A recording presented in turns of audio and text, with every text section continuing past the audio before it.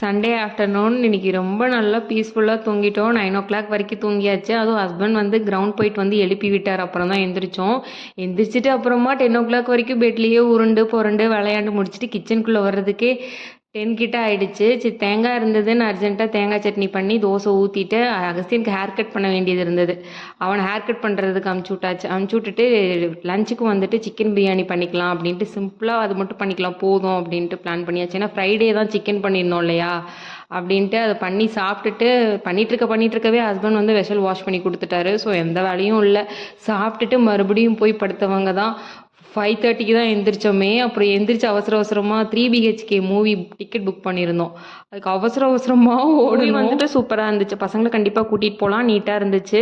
இந்த மூவியில் எனக்கு என்ன புரிஞ்சுதுன்னா, பேரண்ட்ஸோட கனவுகளை அவங்களால பூர்த்தி பண்ணிக்க முடியலன்னா பசங்களோட ஸ்டடீஸில் திணிச்சு அவங்கள ப்ரெஷர் பண்ணக்கூடாதுன்னு நான் புரிஞ்சுக்கிட்டேன்.